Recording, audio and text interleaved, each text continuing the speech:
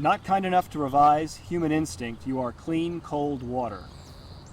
Not kind enough to revise human instinct, despite her recollected pinkies. Entwined in seaweed caught in mud terrain, melting into a river in a blinding dream, open to anatomy and insects, where the bullets appear above the restituted river, clouded by chrysanthemums and fabricated joinings of parchment nieces traveling light by salubrious keys in great quantity, fending for strangers, she imitated lodged roots of dreams.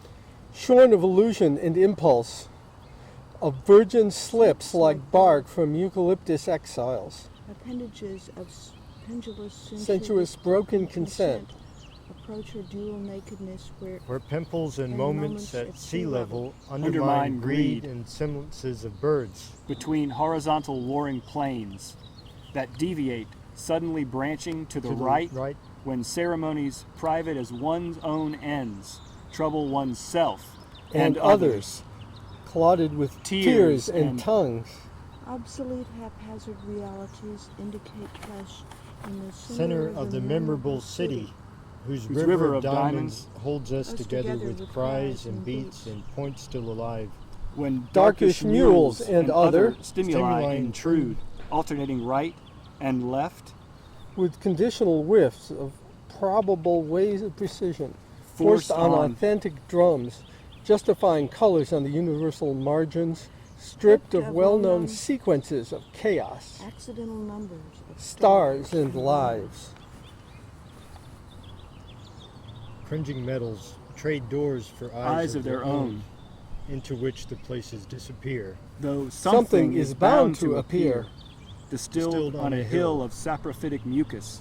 Abstract and scented arches and vaults direct the sound ringing down and inward. In asymmetrical bricks on Streets abandoned by ballast, in forms of flooded hearing, other in the timeless harvest of concealment, included in the oncoming dark, of a manifold expressed by a laugh. In a peeled void, blinding the speculative fingernails, revealing surviving dimensions, poisoned apples, fallen descending storms of light and shadow and chisels. Enigmatic petticoats foreshadow Sleep. Unacceptable and Etruscan. Actual ambivalence is crossed by signs of pleasurable paroxysms seen, but inaccurately compelled by blindness and discovery's mechanisms. Neighborhoods of hostile fingernails. Sickly smoke, uncolored by precipitation, locks into scanned grids. Absent-minded hope, renewed by antennas and umbrellas. And fright is monosyllabicized by the bitterly other. Super-ego harvesting ends of the earth. Opaquely sick of sight, she found no answer in anxieties or totems or taboos that uselessly washed away the footsteps of a wrestled with being. Unheard by open window curtains. Are mirrors mere errors? Ringing fears and other mindful dangers out of speech? Contrasting fading photographs illuminate unlooked for bifurcated memories. With plenty of words spelled out by incomplete libidos, startling and literally obsessive. As a cherub takes off in a space capsule turned into a pile of needles, vacant centuries of identity stretch far to the west into precognitive scowls, magnified in the mind's eye.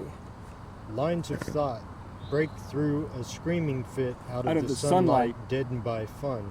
Barge, chairs, form seers, sour squares at the Epstein Bar Exchequer Fair. Ferula fistula gets weller than golden-haired slaves, sniffing better. Sunny dinosaurs for supine spectators, beautiful mothers we like in a fishbowl, pouty-lipped beside the Dalai Lama.